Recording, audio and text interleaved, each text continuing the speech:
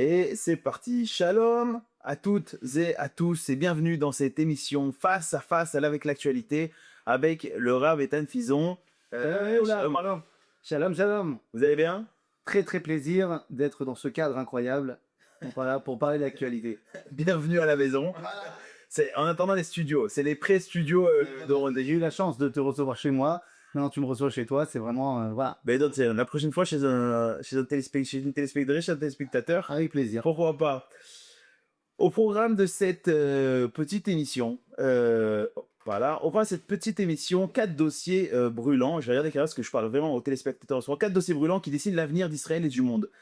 4 dossiers, 4 urgences. L'alliance américano-israélienne, le rôle de Yoram Hashid et des institutions israéliennes, la tragédie de Gaza, autant au niveau civil qu'au niveau des otages, et l'assassinat de Charlie Kirk. Tout est lié, tout se tient. Et nous accueillons maintenant le Rav Ethan Fison. Nous allons tenter de comprendre dans ces événements notre avenir commun à travers vos yeux. Shalom Rav. Waouh. Shalom, shalom. C'est tout un programme. C'est tout un programme, David. Et je pense que dans un premier temps, toi, tu as fait une longue introduction. Très long. Alors, je ferai une toute petite introduction également en avant-propos. Et je pense qu'il faut être parmi les élèves d'Abraham. On parle des accords d'Abraham. Il faut être parmi les élèves d'Abraham Avinu. Dit le Talmud, il y a plusieurs choses qui font de nous les élèves d'Abraham, en fonction de où vous nous équitez. Et parmi ces choses qui nous intéressent, eh bien, c'est Aïn Tova. C'est-à-dire avoir une vision positive de la réalité. Pourquoi je dis ça maintenant? Parce que nous vivons une période absolument extraordinaire. Absolument extraordinaire. Des événements qui s'enchaînent à un rythme effréné. Et celui qui ne voit pas le dévoilement divin dans tout ce qui est en train de nous arriver, ce n'est plus des œillères qu'il a sur les yeux, c'est le truc qu'on donne dans les avions, plus les œillères, plus un mur en béton devant lui. Fait que nos yeux voient ton retour à Sion avec miséricorde, eh bien, on est en train de le vivre. Je répète souvent que si on avait posé la question à ma grand-mère en janvier 1945, à l'aube des marches de la mort, lorsqu'elle vient de passer le temps qu'elle a passé à Auschwitz et qu'elle part pour un voyage dans les neiges de la Pologne, si on lui avait dit dans 3 ans il y aura un pays pour les Juifs, elle aurait dit mais enfin, vous rêvez. Et si on lui avait dit non mais pas seulement dans 3 ans il y aura un pays juif, mais pas plus tard que dans 22 ans tous les Juifs pourront aller prier au mur, au kotel, elle dit non mais ça va oui. Et si on lui avait dit non mais ton petit-fils il sera l'Alia et il partira vivre en Israël, c'est pas possible. Et si on lui avait dit, mais tu sais, ton arrière-petite-fille, en 2025, eh bien, en 2026 pour être exact, eh bien, elle qui porte ton nom, elle sera bat mitzvah à Jérusalem. Évidemment, qu'on lui aurait dit ça, elle aurait dit, mais enfin, c'est beau de rêver, mais nous sommes dans ce rêve éveillé.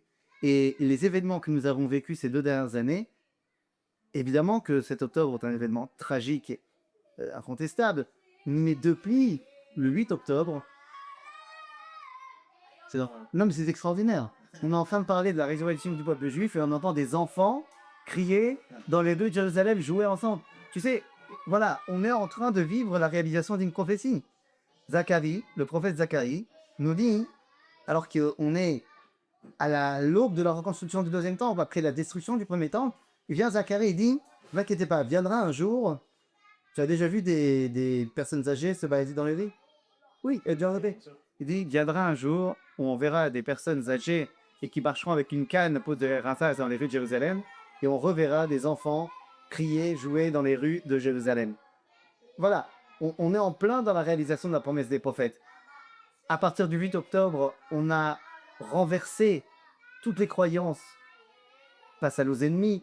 On a réussi à redonner la grandeur et la puissance à l'armée d'Israël, au peuple d'Israël. Un peuple qui a été divisé se réunit. Je ne parle pas évidemment de ce qu'on a fait avec les beepers. Le 14 août, le 14 Émoul, c'était l'allié des beepers. Nasrallah, l'Iran, en 12 jours, les Houthis, Bekitsour. Nous vivons des moments extraordinaires. Et donc, c'est encore plus important aujourd'hui, ça a toujours été, mais c'est encore plus aujourd'hui, de savoir analyser les événements avec un œil géopolitique, parce que nous vivons dans un monde politique et historique et il faut le connaître, mais également avec un œil tourné vers le dévoilement de vie. Vous avez parlé du 7 octobre, du 8 octobre, de cette révélation d'Israël, mais Israël a aussi découvert à ce moment-là une dépendance folle aux États-Unis, une dépendance folle au monde entier. Ça veut dire qu'aujourd'hui, quand les Britanniques disent que peut-être ils vont couper l'import d'armes, l'export d'armes vers Israël, Israël a peur. C'est-à-dire qu'Israël n'est plus indépendante comme peut-être ne l'a jamais été, mais au 8 octobre, on a découvert cette dépendance-là et un peu, j'aimerais comprendre un peu vous que vous voyez. Quand on dit Israël, est-ce qu'Israël, dans la Torah et dans comment vous voyez l'armée d'Israël, ça doit être une nation qui, oui, est copain avec tout le monde, oui, essaie de faire des situations, mais doit être un maximum indépendante, ou est-ce qu'on doit être justement ce multiculturel? Tu poses la question de la souveraineté dans la Torah, dans le judaïsme, dans la halakha. D'abord, au niveau strictement halachique, la souveraineté est déterminée par deux critères. À partir du moment où nous dit le Rambam dans les lois sur Xela et Aveda, vous dit le Rambam, lorsque une entité politique a le monopole de son armée et de sa monnaie, alors ça s'appelle une souveraineté, indépendance. Donc, tant que ceux qui impriment le shekel, c'est la Banque d'Israël, et tant que ceux qui nous envoient en Milouim, c'est l'État d'Israël, ça s'appelle une souveraineté au niveau de la loi juive. Ouais, maintenant, ceux qui fournissent les bons ne sont pas les Mais Israéliens. ça, c'est pas la question. Je te rappelle que là on parle d'armée, mais est-ce qu'on peut parler de plus grande ingérence que la construction du Beth Amikdash? Or, la construction du Beth Amikdash n'a pas pu être faite sans la main-d'œuvre et les matériaux envoyés à Shlomo par Hiram Melatzor, le roi des Tzor. Donc, le fait que nous ayons des échanges commerciaux et des fois des interdépendances, je parle bien d'interdépendance avec d'autres pays, c'est le propre des échanges politiques depuis toujours. Il n'existe pas, et il n'a pas existé dans l'histoire de pays qui vivaient en autarcie, c'est-à-dire complètement fermés sur le monde extérieur, en autonomie complète. Même l'Empire romain avait des contacts avec d'autres pays, d'autres cultures. Alors oui, effectivement, on peut un petit peu regretter que l'État d'Israël a choisi, il y a une trentaine d'années, de plus se concentrer sur la technologie et moins sur la confection des armes finies. Et la technologie, on la produit et on va même des fois l'exporter aux États-Unis. Et là-bas, ils vont faire le produit fini et ils vont nous le revendre, ainsi de suite. Dans les systèmes de défense américains, on retrouve beaucoup de technologies israéliennes. Mais au final, c'est vrai que les chaînes de production, on a arrêté de les faire en Israël. Est-ce qu'il ne serait pas temps de rediriger une partie de le budget pour la production et de la défense? Oui, je pense que oui. Mais c'est pas parce que nous avons un certain besoin de certains pays qui m'a perdu notre souveraineté. Est-ce qu'on doit être plus indépendant au niveau de la sécurité? Je pense que oui. Alors évidemment, mon avis ne vaut rien parce que je ne suis pas membre du service de sécurité, mais de ce que je vois, je pense qu'on devrait avoir plus d'indépendance à ce niveau-là. Je pense aussi que le 7 octobre nous a réveillés. On a recommencé à produire certaines armes. Je pense qu'on a compris l'embargo mis en place par Biden, par Joe Biden, pendant la première année de la guerre. On l'a vécu. Toi, peut-être tu l'as vécu sur le terrain. Moi, j'ai beaucoup d'amis en plein milieu de la bande de Gaza. Au début, alors que si pendant les 2 premiers mois, on comptait pas les munitions, dans la verre, on a pesé les munitions. Donc, je pense qu'on a compris cela. Mais encore une fois, il ne s'agit pas d'une dépendance qui fait que nous sommes un pays vassal des États-Unis. Nous ne sommes pas. À tel point qu'on a vu notre Premier ministre dire à M. Biden non. Lorsque Biden lui avait fait des ultimatums de ne pas rentrer à Rafah ou de ne pas faire telle ou telle chose, des fois on n'a pas accepté. Et ça montre l'indépendance que n'aura la dépendance. Il y a eu aussi avec l'Iran, où Israël a décidé seul de partir conquérir sans l'accord des Américains. On fait qu'est-ce qu'on sait quoi dans ce monde? Si c'est sans l'accord, à mon avis, n'oublie pas qu'on était passé avec l'administration Trump et les relations entre les Netanyahu et Donald Trump sont bien meilleures. Je pense pas que c'était à l'insu des Américains, mais effectivement, on est clairement libre de nos décisions, en sachant qu'on doit faire attention. On vit dans un monde où tout a un prix, et donc prendre des décisions et ne pas être un cheval fou, ça fait aussi partie de l'intelligence stratégique. Maintenant, pour finir avec les États-Unis, ce qui a mis en avant Trump, ça, c'est les évangélistes. c'est des gens qui pensent qu'Israël doit rentrer, et conformément à qui doivent rentrer en Israël, les Juifs doivent rentrer en Israël pour que Jésus puisse revenir. Moi, on m'a toujours appris que si un donateur venait avec de l'argent évangélique ou venait avec des choses évangéliques pour nous aider dans la vie, il fallait refuser parce que c'était pas kadosh, c'était pas saint, c'était pas propre. Est-ce que recevoir le lait des Américains, sachant que leur objectif c'est de nous convertir, est-ce qu'on a le droit, pratiquement parlant, d'être comparé avec eux? C'est une très bonne question. D'abord, il y a une différence entre l'Okadosh et Avodazara. Ah. Parce que si c'est simplement un argent qui n'est pas Kadosh, bah, on n'aura qu'à le Kadoshiser. C'est pas ça le problème, tremper dans l'eau. Par contre, si c'est un argent qui vient de la Avodazara, là c'est un problème. Parce que, effectivement, Divra Avodazara est solide Be'ana, c'est-à-dire qu'on n'a pas le droit de profiter des choses qui viennent de l'Israël. Donc tu poses la question de l'argent évangélique, de l'aide, du soutien. Alors effectivement, dans le dogme évangélique de base, effectivement, on est très très proche d'Israël. On veut que tous les Juifs reviennent en Israël et qu'ils deviennent tous religieux pour que la société dans laquelle Jésus a vu le jour la première fois puisse se remettre en place. Et à ce moment-là, il pourra revenir et enfin les Juifs vont l'accepter. Il faut d'abord se rappeler que le monde chrétien a déjà commencé une révolution énorme. Ça s'appelle le fait que la chrétienté d'aujourd'hui n'est absolument pas la chrétienté d'il y a 1000 ans, pas celle d'il y a 500 ans et pas celle d'il y a 100 ans. La chrétienté, c'est une chose, le monde protestant encore plus, et le monde évangéliste encore plus. Alors oui, il y en a beaucoup qui veulent le retour de Jésus, mais ils veulent aussi profondément la réussite d'Israël. C'est sans parler de conversion totale, il y a un pragmatisme qui est rentré aussi dans le monde évangéliste. C'est-à-dire que l'écrasante majorité des évangélistes ne pensent pas qu'il est inverti à la Juive. Pour une raison très simple. Les évangélistes sont très proches des évangiles, comme leur nom l'indique, et ils sont très proches du Tanakh. Et ils se rendent bien compte que le peuple d'Israël réalise les promesses du Talmud. Et donc, j'ai envie de dire, Dayen, pour eux. Alors, si on a certains qui sont persuadés qu'un jour viendra où on se convertira tous au christianisme, j'ai envie de te dire, pensez. Au final, il y a des avis de Rabbanim qui ont dit il faut pas prendre cet argent, mais c'est toujours des avis extrêmement... Ça parle de sujets extrêmement petits, c'est-à-dire, il y a un évangéliste qui t'a fait un chèque de $2000, est-ce qu'il doit y prendre? Mais prends un organisme comme le Keren Naïdidout qui fait monter énormément de gens qui sont dirigés par des évangélistes, alors que la direction opérative est dirigée par des rabbinim aux États-Unis. Voilà, si on devait commencer à refuser toute l'aide qui provient des évangélistes, alors il faut couper les relations diplomatiques avec les États-Unis, et ça va pas être le cas, et je pense pas que ça n'est plus le but du judaïsme. Comme je te disais, le christianisme est en train d'entamer sa révolution. Vatican II est une révolution dans la catégorie FFN, donc quelque part, Essar est en train de faire teshuva. Ok, Il faut accompagner cette teshuva. ok. Écoutez, je vous propose de passer au deuxième plan. Oui, on va passer au deuxième film, mais il y a quand même des choses que tu disais qui, dans ton édito, Oui, sur lequel j'aimerais revenir. Effectivement, on va pas parler des accords d'Abraham. c'est vrai. Excuse-moi. Oui, non, les accords d'Abraham, on est con. Mais, bon, les accords d'Abraham, justement, on va parler de la teshuva. Il y a Dieu ça. Et il y a de Ishmaël, effectivement. Alors, les accords d'Abraham, c'est quelque chose qui est extrêmement important d'un point de vue historique et d'un point de vue théologique. Je pense que c'est bien connu de l'auditeur, je vais le rappeler pour moi-même, et la relation que nous entretenons avec Esav n'est absolument pas la même que nous entretenons avec Ishmaël. Esav est le frère de Yaakov, mais débat. Il est son frère officiel de père et de mère, Yitzhak et Rivka, c'est que nous avons un lien intrinsèque. Et Esav, en vrai, devrait avoir sa place dans la famille d'Israël.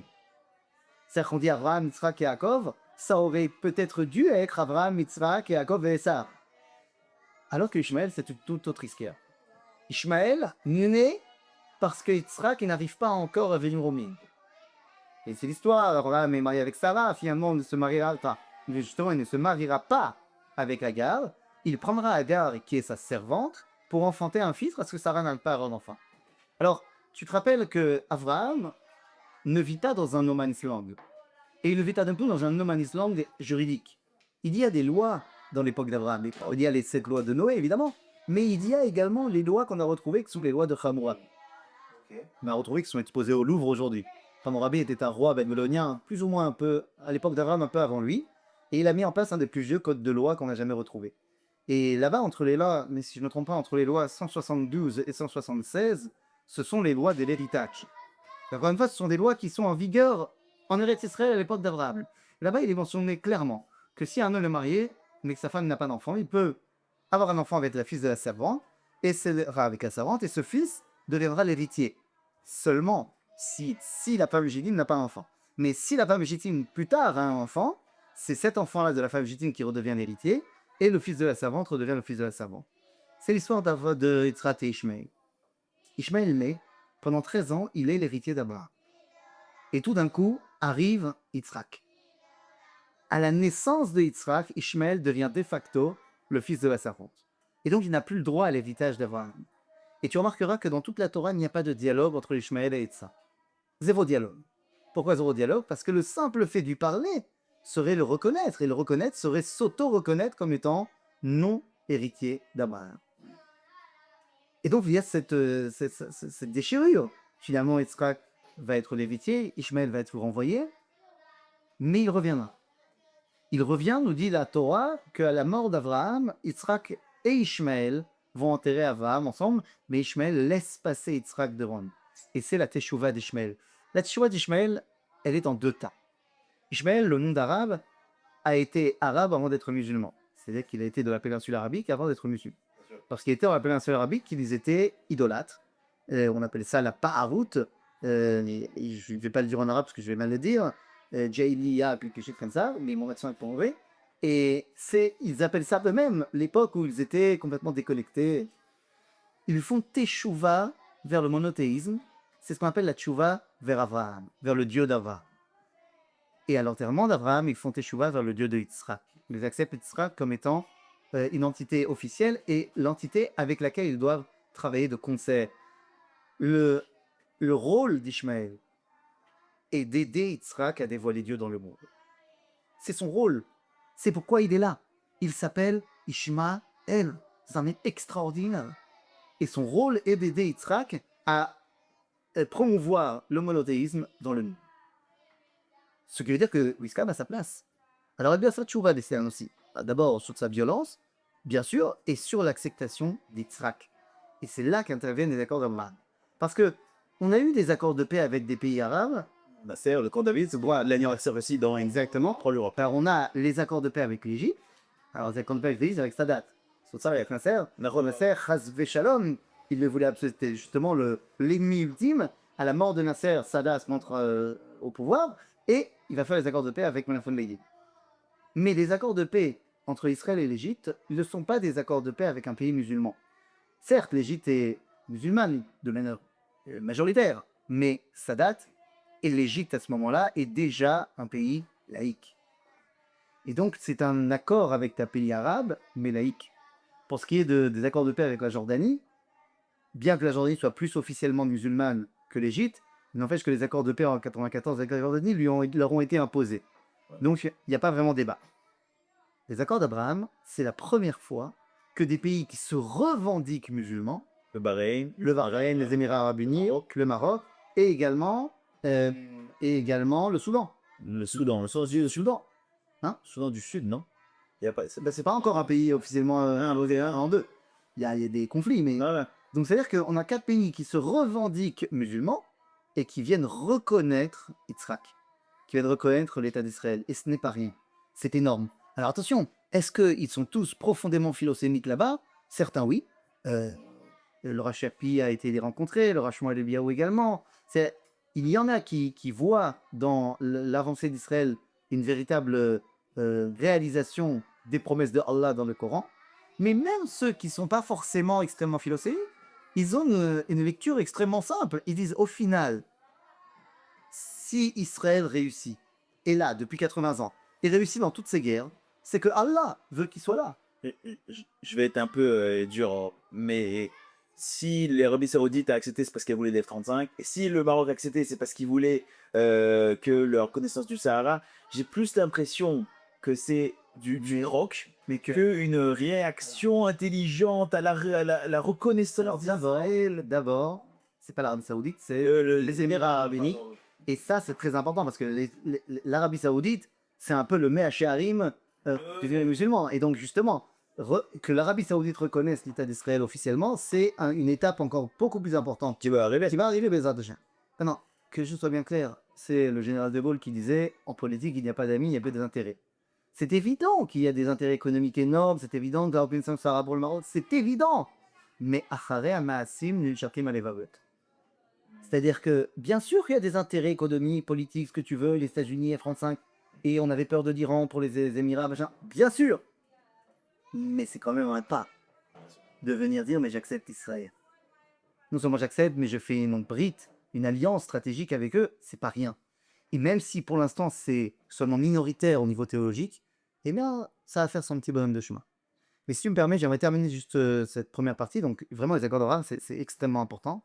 Mais tu disais qu'il y avait une photo, on a vu la photo du secrétaire d'État américain Oui. et du Premier ministre aux côtés. Hier, d'ailleurs, ma femme était aux côtés à ce moment-là et elle était choquée de voir la sécurité.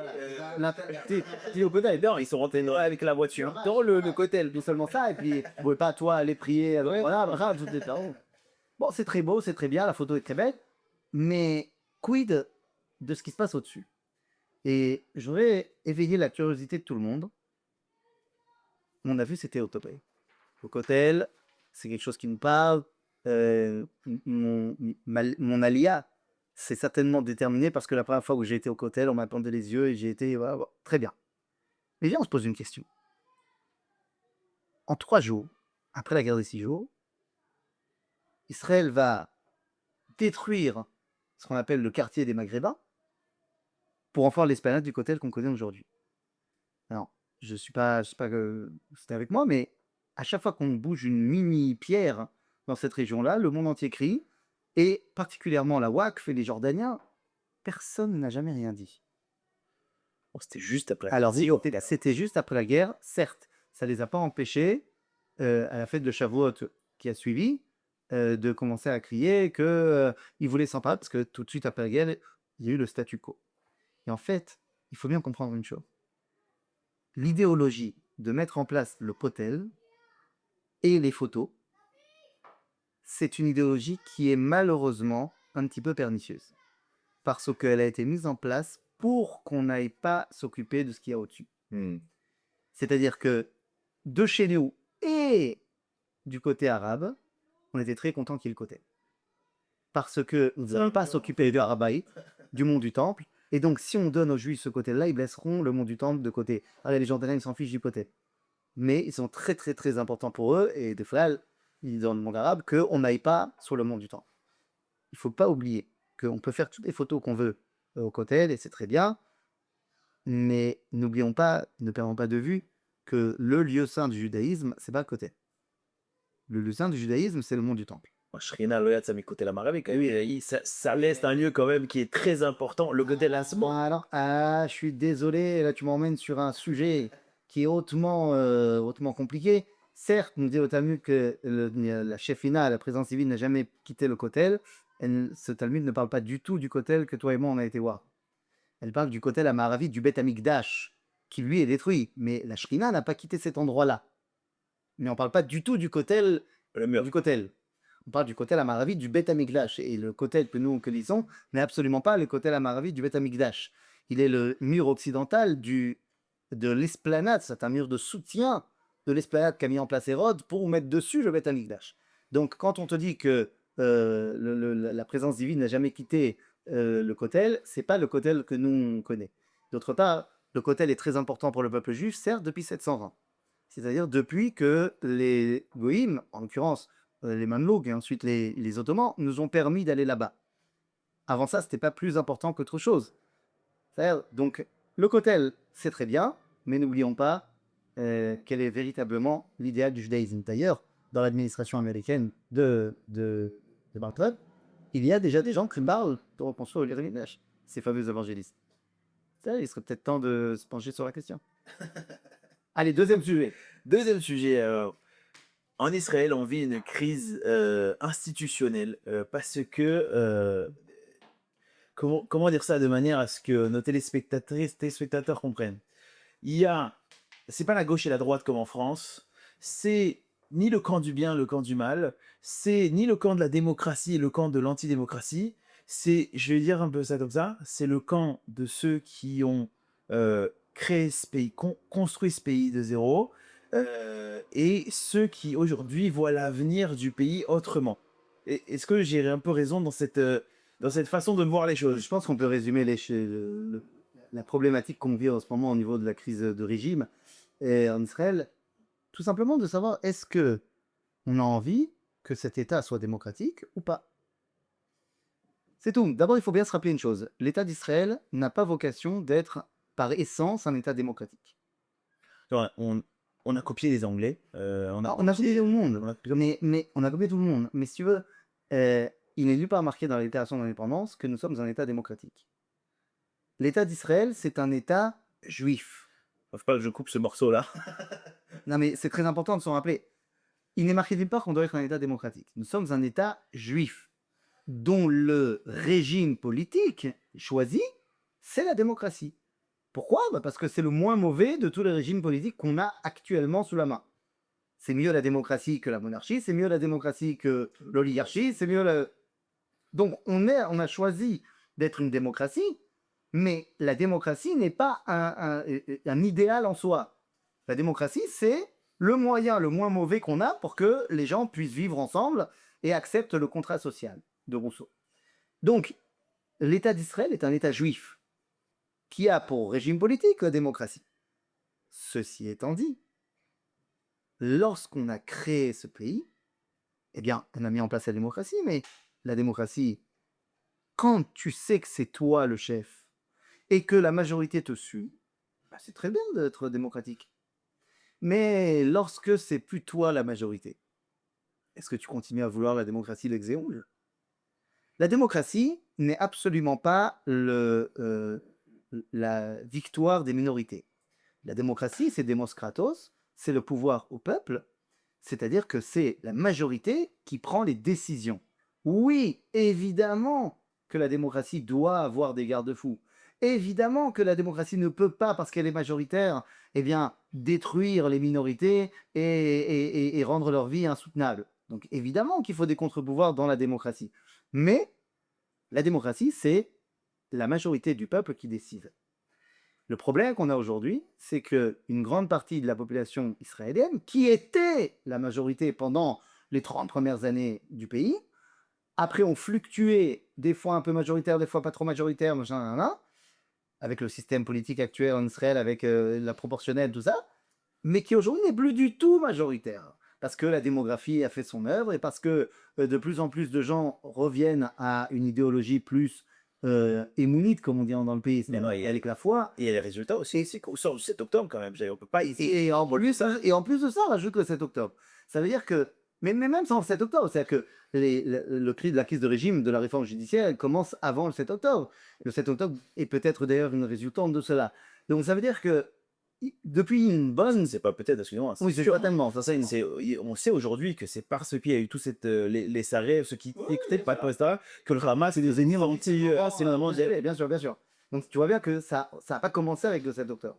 Donc ce que je veux dire, c'est que depuis une bonne vingtaine d'années, voire peut-être plus, ça y est, la démographie a complètement changé et le monde, on va appeler la droite, mais comme tu disais, c'est pas vraiment la droite, le monde qui est plus traditionnaliste, le monde qui est plus tourné vers la souveraineté nationale, le monde qui n'accepte pas forcément le wokisme généralisé, est majoritaire en Israël. Et il gagne sans cesse les élections. Que ce soit le plus grand parti ou alors que ce soit à la proportionnelle.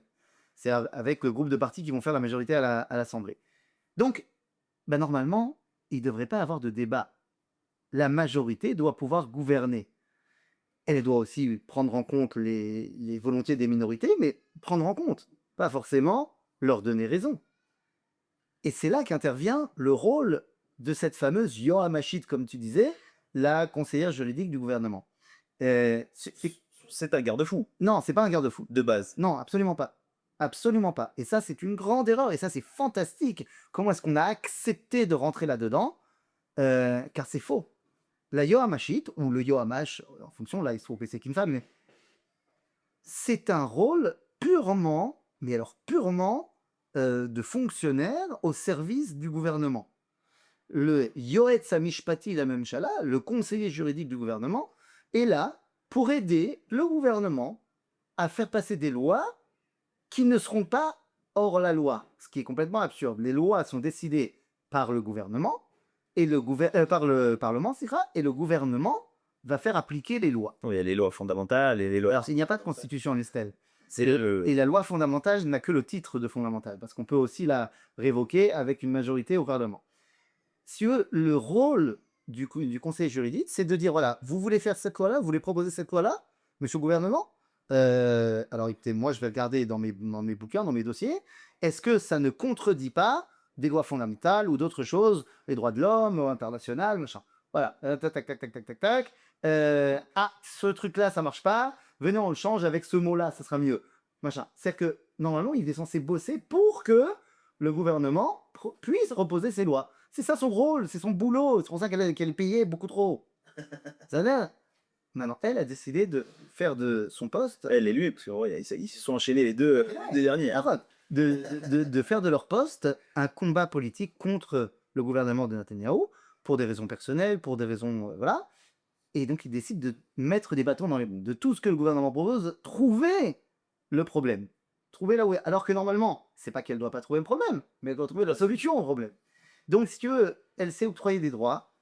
Je n'arrive pas à comprendre pourquoi elle est toujours en place. Elle est en train de se faire. Oui, mais ça fait un an qu'elle est en train de se faire dégager. La loi, normalement, donne la probité au gouvernement de la renvoyer. C'est ce qu'on appelle une strat emun, c'est-à-dire c'est un poste qui demande la confiance du gouvernement. S'il n'a pas la confiance du gouvernement, bah, tu ne peux pas être en poste. Donc, si tu veux, c'est oui très important qu'il y ait des garde-fous, mais il y en a.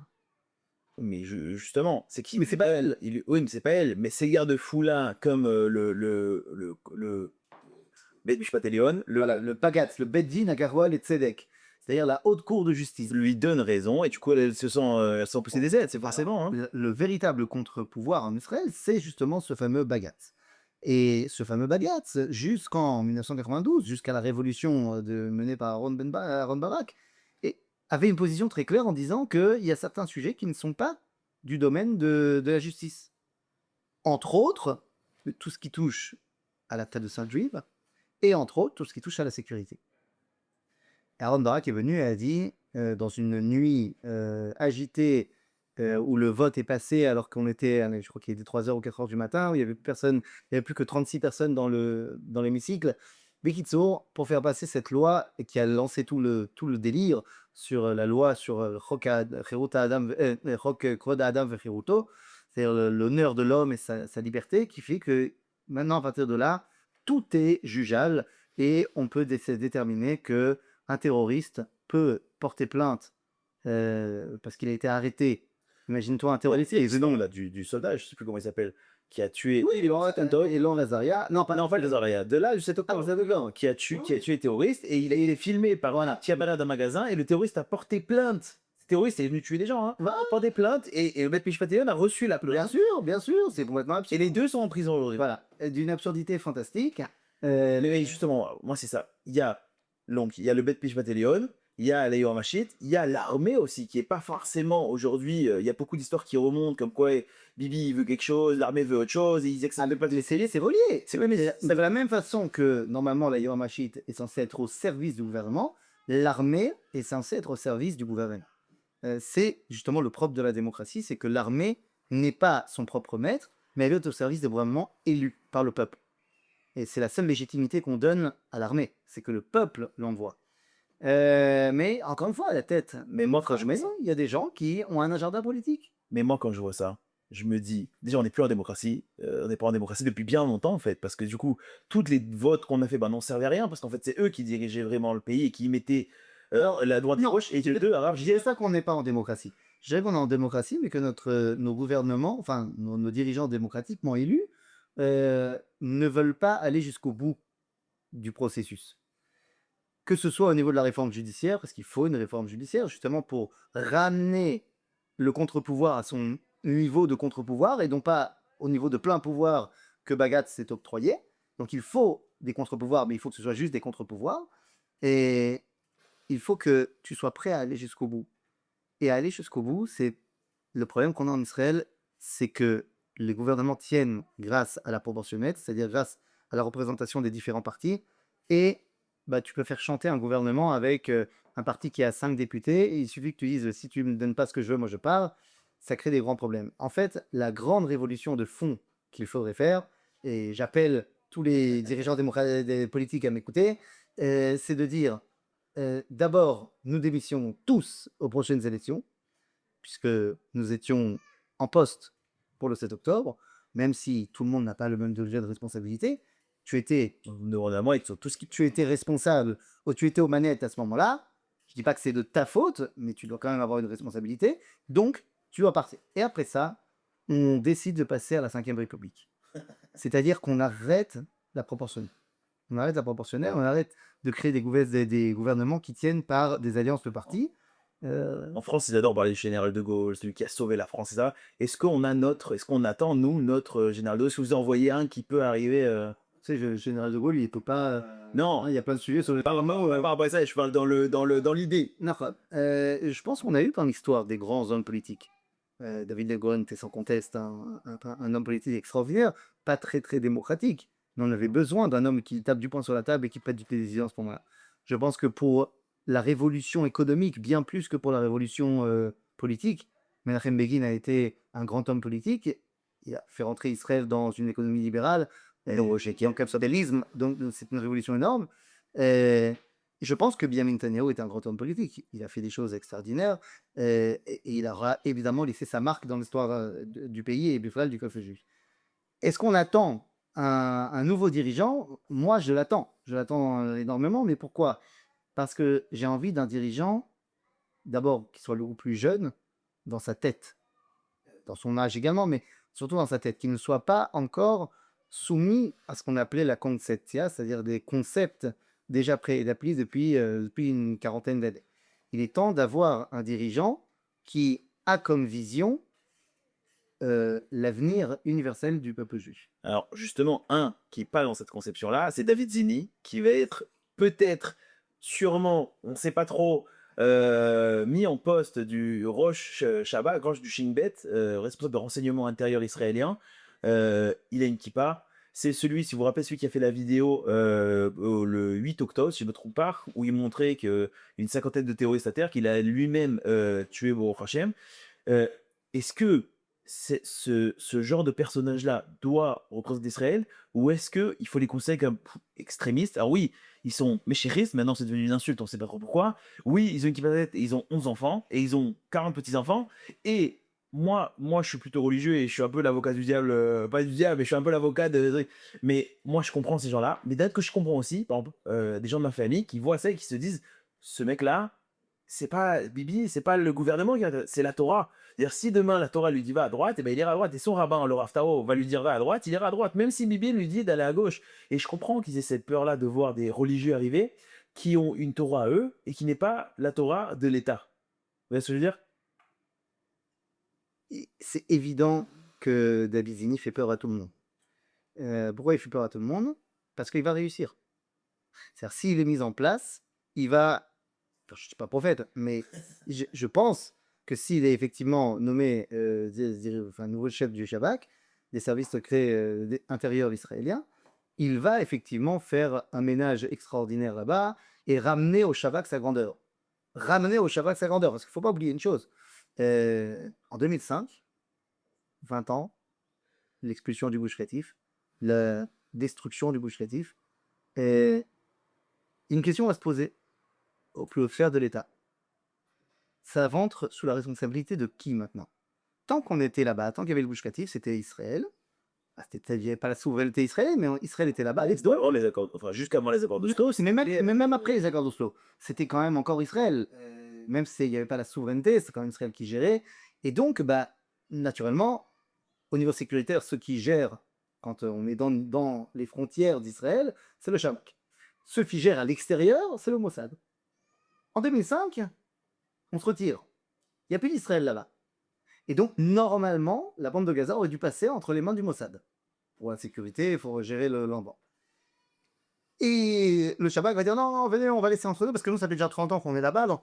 On connaît. On a notre gros bordel, ça, ouais. Et donc finalement, ça va rester entre les mains du Shabbat. Comme la Julie, c'est vrai. Comme à Julie Saman. Sauf que tu vois que toutes les opérations qu'on a faites qui sont entre les mains du Mossad, que ce soit l'Iran, que ce soit les beepers, que ce soit la la Syrie, le Yémen, Le Qatar, récemment. le Qatar, dedans, tu vois que le Mossad, ça marche super bien. Et tu vois que le Shabak, il y a des problèmes. Et problème sur problème sur problème. Donc évidemment qu'il y a une refonte à faire évidente. Je pense que si David Zeni, général, va être nommé, il va réussir. Donc ça fait peur à beaucoup de gens. Maintenant, est-ce que David Zini fait peur parce qu'il a une kippa? Il fait peur à une partie de la population parce qu'il a une kippa. Est-ce qu'il fait peur parce qu'il a 11 enfants? Il fait peur à une partie de la population parce qu'il a 11 enfants. Pourquoi? Parce qu'il y a une partie de la population qui a très très peur pour son présent. Il ne s'occupe pas de son avenir parce que son avenir ne l'intéresse pas. Mais le Shabbat ne touche pas. Non, attends, je parle pas du Shabbat.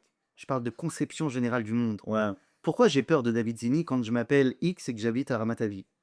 Je m'en fiche du Shabbat. Le Shabbat, il va pas me parler à moi. Moi, je suis un élitiste, high-techiste de Tel Aviv, Ashkenaz, donc j'ai aucun risque que le Shabbat s'intéresse à moi.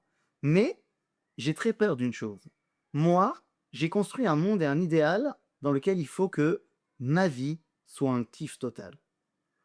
Je me suis créé une carrière extraordinaire, j'ai beaucoup d'argent, j'ai beaucoup d'à côté, j'aime voyager dans le monde entier, j'ai envie que ma vie, elle soit un kiff. Qu'est-ce qui passe après moi? Si j'ai un fils, j'espère qu'il continuera, mais peut-être qu'il va se prendre pour une licorne étoilée, on sait jamais. Mais quelqu'un qui décide que quand tu as 11 enfants, l'essentiel de ta vie, elle est tournée vers la suite. Et même si tu fais toute une carrière dans l'armée, tu ne deviens pas général en 2 jours. Tout ce que tu fais, c'est pour tes enfants et pour la suite. Tu fais des enfants de manière anthropologique, l'homme fait des enfants parce qu'il sait qu'il n'est pas fini, il n'est pas infini, il est fini, et que donc il y a quelqu'un qui va devoir lui continuer. Quand on regarde les dirigeants, C'est ce que j'allais vous dire. Ils n'ont pas d'enfants. un monde qui n'a pas d'enfants, c'est un monde qui ne pense pas à demain. Il faut que tout soit dès maintenant. C'est très dangereux, le maintenantisme. Shalom Arshav, Rotse Mashiach Arshav. Tous les Arshav, c'est Maod Maod Mesukan. Parce que c'est très dangereux, parce que tu vas aller tout trop vite, trop vite, trop vite. Il y a tout un processus qui se met en place. Et il est évident que David Zini fait peur à cause de ça. Il incarne cet idéal de la veille. Ben, est-ce qu'il fait peur parce que c'est un mec qui fait passer la Torah avant toute chose? Mais j'espère. Et là, que les choses soient bien claires. J'ai dans mon jardin, je sais pas, 4 5 drapeaux d'Israël. À l'entrée de ma maison, un drapeau d'Israël. Je fête Yom HaAtzmaut. C'est pour moi une fête juive au même niveau que Hanouka, Purim. Il n'y a aucun problème. Et je pense que l'État d'Israël est kadosh. Mais pourquoi il est kadosh? Pourquoi je pense qu'il y a une sainteté dans l'État d'Israël? Pas parce que j'aime simplement les couleurs de mes drapeaux, mais parce que c'est une mitzvah. C'est-à-dire, qui a donné le statut de sainteté à l'État d'Israël? C'est la Torah. Et je pense qu'il faut pas avoir honte de le dire. Oui, la Torah est celle qui nous éclaire dans notre vie. Et donc, quand tu me dis, mais il y a des gens qui ont peur parce qu'ils vont faire passer la Torah avant toute chose. Mais oui, j'ai envie de faire passer la Torah. Oui, mais eux n'ont pas voté. Vous parliez de démocratie tout à l'heure. Eux n'ont pas voté pour cette Torah-là. Non, d'abord, David Zini n'est pas un homme politique. Non. C'est pas un homme politique. C'est un Yoav Washington bleu, normalement. Hein. Non, c'est des gens qui ont un pouvoir sur le pays. Mais non, normalement, il ne doit pas avoir un pouvoir sur le pays. Le Shabbat doit recevoir ses ordres du gouvernement. Les Mitmachalim, tout ça. Le Shabbat a fait un travail qui n'est pas forcément. Mais exactement. Et ça, c'est le genre de choses que David Zini va enlever, ce qu'on appelle la Machlaka Yehoudit Bashabbat. Mais ça doit être enlevé, parce que ça a été fait justement pour des raisons politiques. Normalement, le Shabbat reçoit ses ordres du gouvernement. Et David Zini, s'il ne fait pas bien son travail, il a le droit d'être viré. Donc, c'est pas la même chose un homme qui a été élu et un homme qui a été placé en poste. Maintenant, il a toutes les qualifications requises au niveau de son... Oui, sur le code politique extraordinaire. Voilà, c'est oui, sans le dire. Et tous ceux qui ont servi avec lui, qui ont été ses commandants, disent à quel point c'est un soldat extraordinaire. Mais le fait de dire que parce qu'il a une kippa, alors il suivra la Torah. Mais oui, il suivra la Torah. Et quand tu me dis, mais il ira voir son rab, et son rab lui dit, mais son rab, il lui dira de s'en remettre à l'État.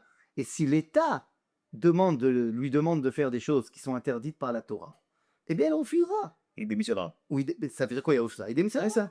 Je rappelle que nous sommes Oui, 20 ans après. il démissionnera si c'est quelqu'un de normal. Si c'est quelqu'un de, j'allais dire, pas bien, et ben il ne démissionnera pas. Il utilisera son pouvoir pour contrer le gouvernement, pour aller à SDO. Elle est là la peur. Mais j'entends bien, mais ça, c'est la peur qui est malheureusement donnée à toute personne à qui on donne une responsabilité importante. Maintenant, on est 20 ans après le démantèlement au Gush Katif. Le Gush Katif, c'était une erreur fondamentale au niveau sécuritaire, mais c'était surtout une avéra terrible. C'était complètement interdit par la Torah. À cette époque-là, moi, j'étais à Lasné. Et il fallait, alors, grâce à Dieu, nous, on n'a pas eu à s'occuper de ça, mais la question était de savoir est-ce qu'on devait être Messarer Kouda ou pas. Je me souviens avoir été demandé à mes maîtres qui ont dit mais c'est évident que si jamais on te demande d'y participer, tu dois dire non. De la même façon, il y a eu une sélection, ils ont pris bien plusieurs personnes, dans plusieurs Et dans les ailleurs unités, de sorte que si jamais tu abandonnais alors que tu avais tellement bavé pour atteindre, J'ai entendu des histoires, des exercices où ils amenaient des enfants en des boubottes, ils font pour se voir le poids des enfants, pour les porter. il y a une série qui vient de sortir sur la chaîne 11 de 5 chapitres sur l'Aïtnat Côte, qui s'appelle d'ailleurs Aïtnat Côte, que je recommande, est très très bien faite, est faite par des membres des là-bas, voilà, des membres du Chez Rugeb des là-bas. Donc vraiment, c'est très très très bien fait, ça remonte très bien les choses. Mais effectivement, c'est quelque chose qui n'est pas entendable. Lorsque l'armée, moi quand j'étais à l'armée, sans parler d'Aïtnat Côte, un jour on m'a demandé, dans une base, machin, c'est Shabbat, et il y a eu une coupure d'électricité. Bon, donc les machines, tu sais, les trucs qui gardent les plats chauds dans le salle à manger, elles sont coupées, et ça a mis longtemps à me servir, donc, et il fallait remettre le générateur. Et on m'a demandé de le faire. J'ai dit, bah non, c'est assourd. Il dit, comment ça, c'est assourd? J'ai dit, bah c'est Shabbat. J'ai dit, ben non, mais là, Pouda. On m'a dit, c'est un ordre. J'ai dit, ben non, j'ai pas le droit, c'est Shabbat. Si ça avait été quelque chose de force majeure, je vais même pas te dire, j'ai transgressé Shabbat quand je faisais des opérations pendant Shabbat à l'armée. Ça s'appelle pas transgresser Shabbat, j'ai fait, je suis sûr. Mais là, en l'occurrence, s'il y avait un cas de force majeure qu'on n'aurait pas eu à ranger, on serait tous morts de faim. Ok, mais non, on a juste mangé froid. Non, c'est pas grave. Pour mettre un peu de kavod à Tzahal, bon, Milouim là récemment, Shabbat c'est pareil, il y a eu une coupure de courant et ils ont demandé qui est juif dans la salle. Et parce que des fois il y a des goïms qui sont là, il n'y a pas eu. Et à un moment donné, ils sont allés voir un mec qui est de la Plouga et qui lui ont dit écoute, t'es juif? Il a dit oui, je suis juif. Il dit même, mais t'inquiète, j'ai vérifié avec le RAF, tu peux enlever machin. Lui, il est Riloni, il sait pas, donc il a rebranché. Et du coup, on a tous mangé de la nourriture chaude qui était pas forcément autorisée. L'armée, pour dire un petit peu où on en est, l'armée a viré Nagat. Et lui ont enlevé ses... Non, c'est là. Non, c'est ce qui se passe aujourd'hui dans l'armée. Baruch Hashem, Baruch Hashem. Donc tout ça pour dire que, évidemment, que le général David Zini fait très peur, mais je pense qu'il fait très peur parce qu'il va réussir. Écoutez, tant qu'on est dans les généraux, j'aimerais vous parler du troisième sujet parce qu'il ne nous reste pas beaucoup de temps. Gazaville, on est en plein début d'opération Marquez-Vot Guidon, les chars de Gédéon. Numéro 2, il y a 275 000 Gazaouis qui sont en train de fuir Gazaville. On sait à peu près qu'il y a des otages qui sont là-bas, même si on nous a dit qu'il y avait aussi des otages dans Rafière et qu'on n'en a pas forcément trouvé. On a trouvé, malheureusement, on a trouvé des corps, mais on n'a pas forcément trouvé des vivants. Moi, j'ai une question et on va aller rapidement sur ça, et je suis désolé qu'on n'ait pas plus de temps, on pourrait parler comme ça pendant des heures tous les deux. Il y a des civils palestiniens. Moi, j'ai beaucoup de mal à utiliser le mot civil palestinien parce qu'ils n'ont jamais prouvé qu'ils étaient contre le Hamas. Il y a eu des petites manifestations par-ci par-là, mais c'était vraiment très sporadique. Il y a des otages encore au milieu qu'on est en train de mettre en danger parce que si on y va, bah, le terroriste qui est face au mur, et ben, il préférera mourir avec le terroriste, avec l'otage, plutôt que de laisser l'otage vivre. Et numéro 3, c'est la pression à Londres. Je vous rappelle, Raph, que dans une semaine, le monde entier va voter pour la création de la Palestine, un peu comme ils avaient fait à l'époque pour la reconnaissance des Israël, sauf que c'est pas du tout pareil, parce qu'à l'époque, c'était un président britannique qui lâchait la terre, etc. Mais on est dans une situation où c'est tendu quand même. Oui, c'est tendu, c'est mon plaisir. Je vais commencer par la fin. D'abord, l'ONU n'a absolument pas de mandat pour créer des pays. Donc l'ONU peut voter jusqu'à demain à la création de la Palestine, ça ne veut rien dire au niveau international. Non, mais au niveau de relations internationales, ça, c'est un très très grave. En fait, ils vont voter, certainement, si ça a lieu, qu'il préconise de créer un État palestinien sur la base de la solution à deux États. C'est ça qui est censé être voté. Inch'Allah, Bezrat Hashem, ça ne sera pas voté. Et ça ne sera pas... Vous y croyez? Que ça ne sera pas voté? Je sais pas, il peut se passer plein de choses. À Gare, une des choses qui peut se passer, c'est que tout simplement celui qui est l'instigateur de ce vote décide de pas y aller. Notre cher Emmanuel, M. Macron. J'y crois pas beaucoup, mais bon.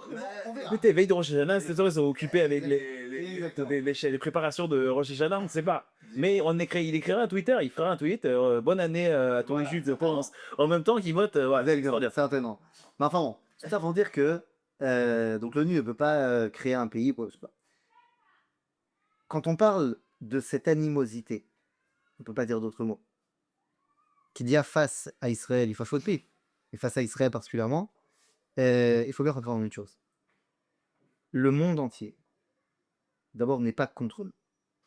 Il y a, oui, une grande partie dans le monde qui est pro-Israël, et même parmi les pays qui sont officiellement contre, il y a beaucoup de gens à l'intérieur qui sont très très pro.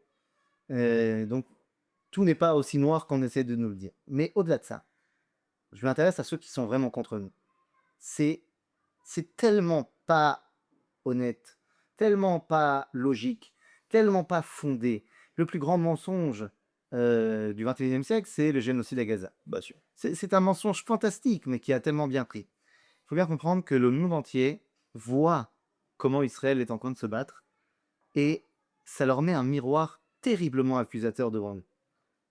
Parce que voilà, on est capable, nous, et dans le monde, je vais dire que je ne suis pas d'accord avec ce que je viens de dire, mais on est capable de nous-mêmes de mettre en danger nos soldats, de prévenir nos ennemis, de faire en sorte que si jamais il y a un risque de dommages collatéraux, alors on ne va pas aller tuer le terroriste, quitte à le laisser lui aller tirer.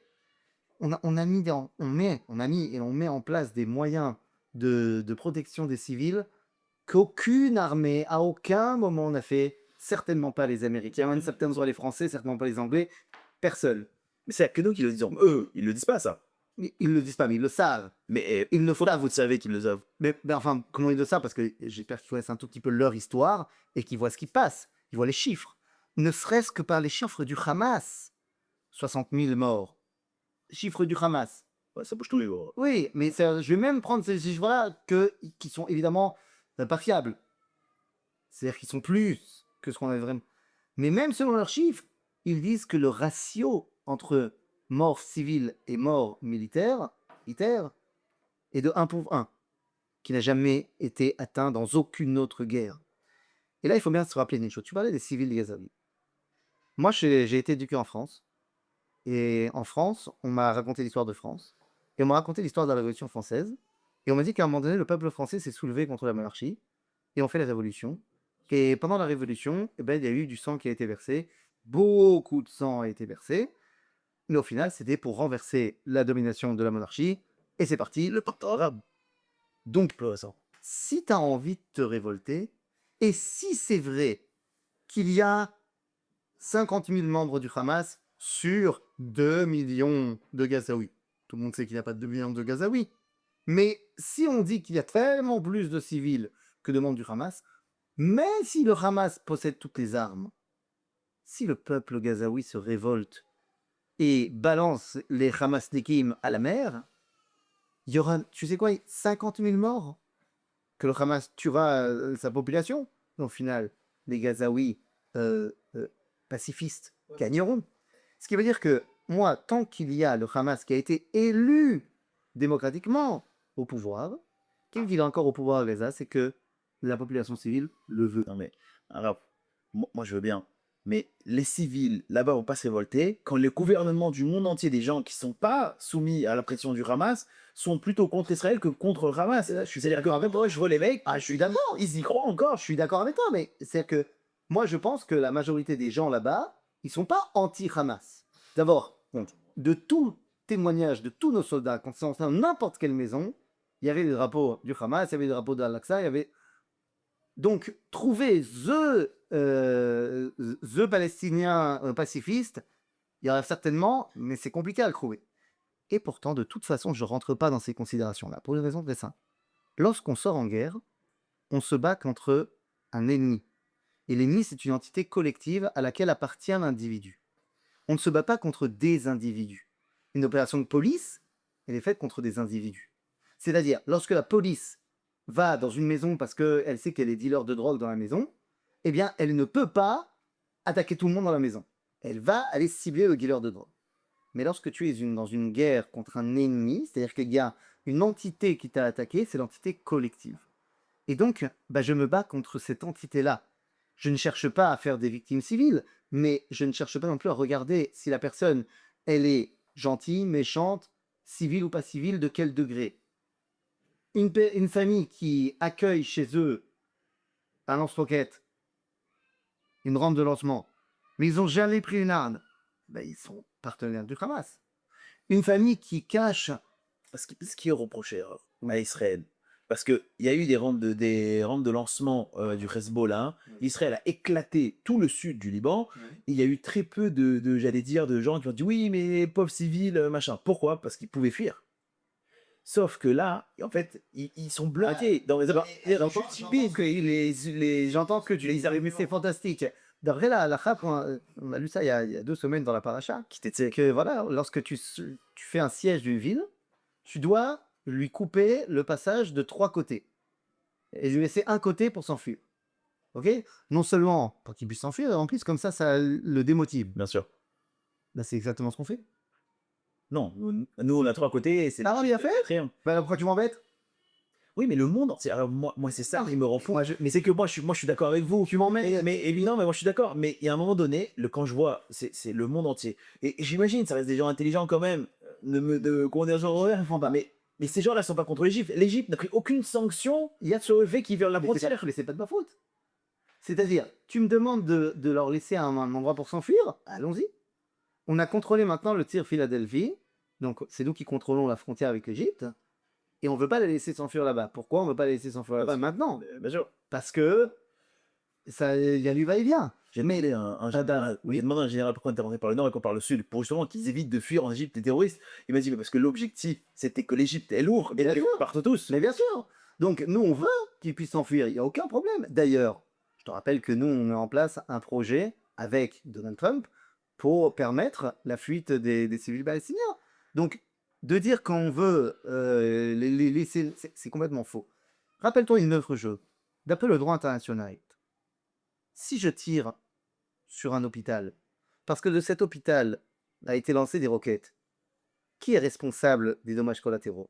Celui qui a lancé les roquettes et pas celui qui a détruit l'hôpital. Ouais, mais moi je reviens à la même question. Je sais bien que j'ai compris, je le sais ça, mais pourquoi le monde entier ne le sait et réagit encore? Parce qu'on se tait.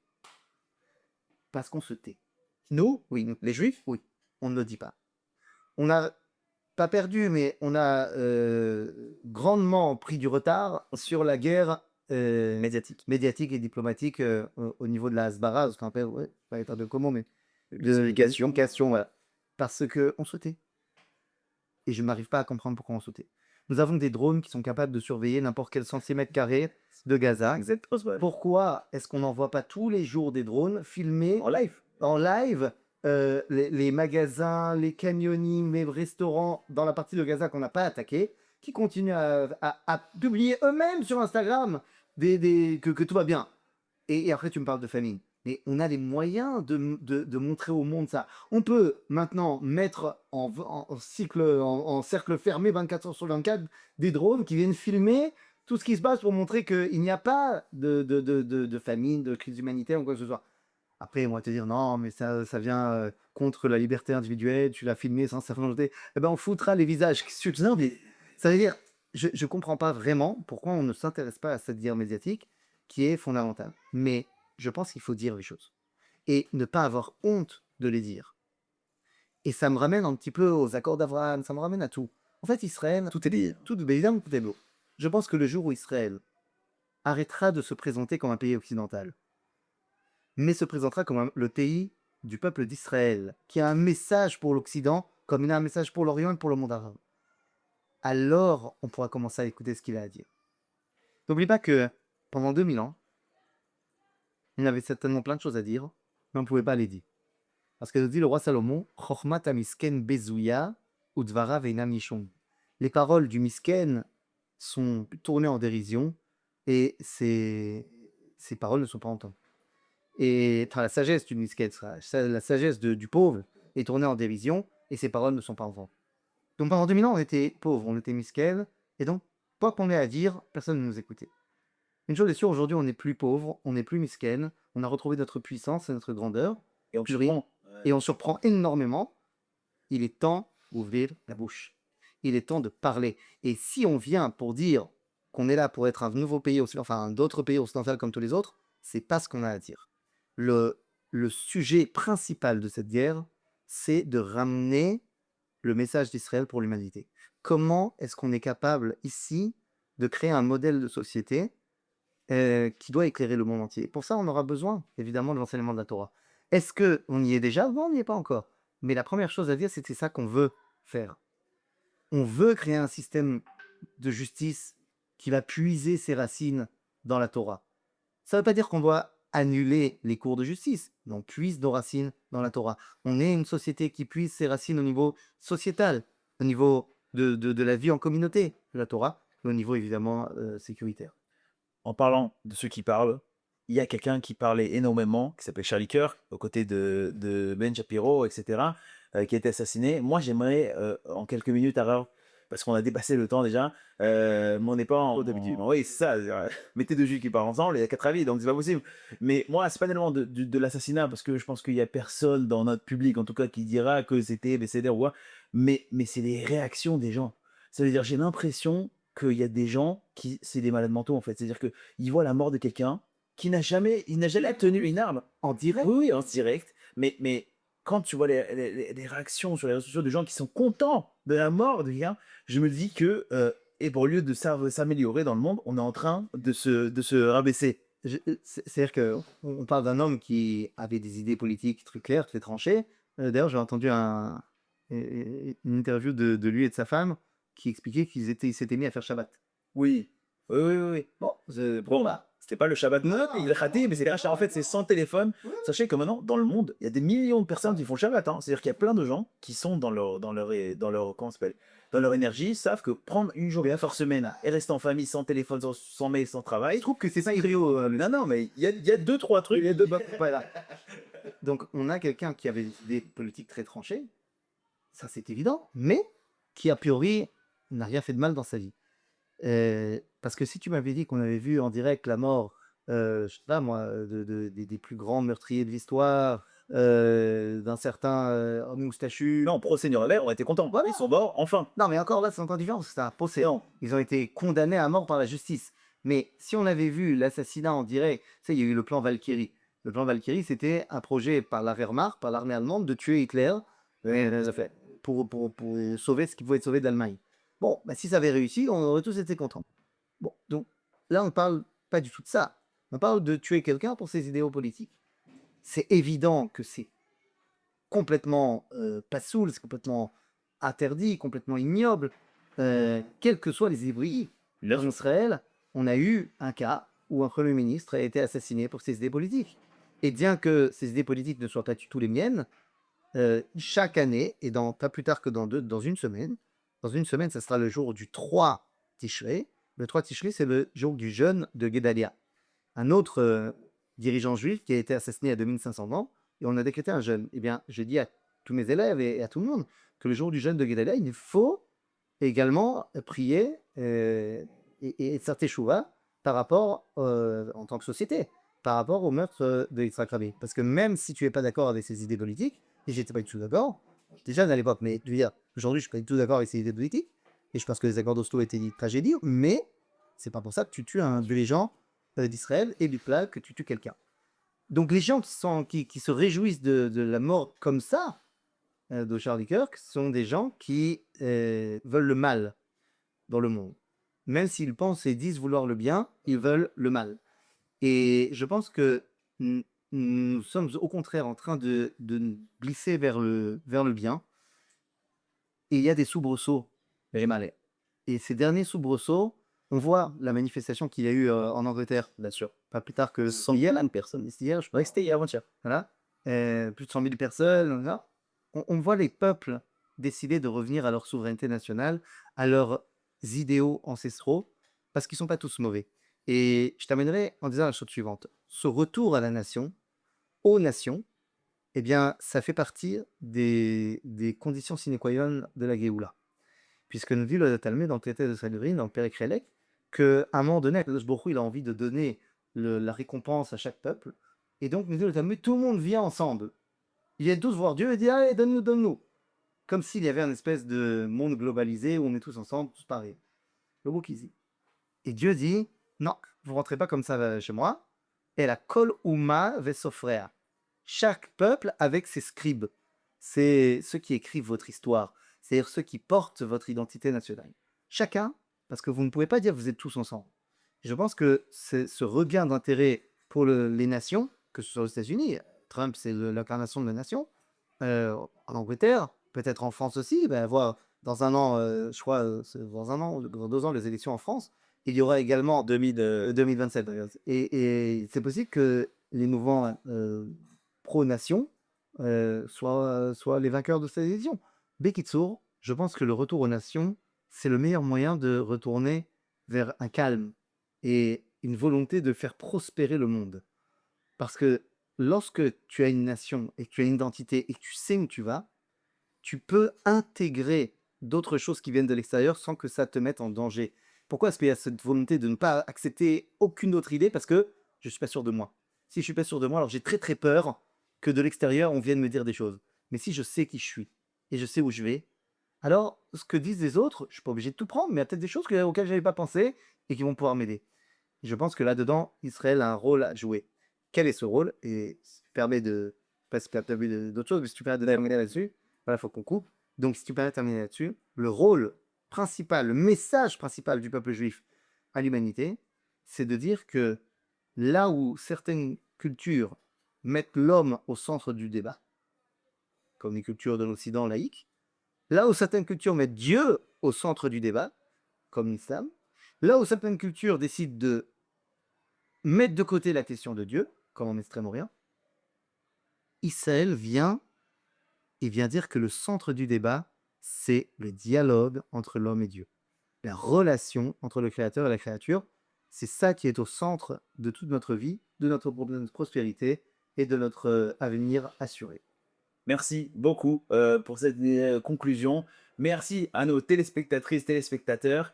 Et à très bientôt pour une prochaine émission. Là, c'est des fêtes, donc je ne sais pas quand est-ce qu'on va pouvoir se revoir, mais Mais juste après, après les fêtes, c'est parti. on va refaire, on continuera. Merci Ça beaucoup. marche. Hazako.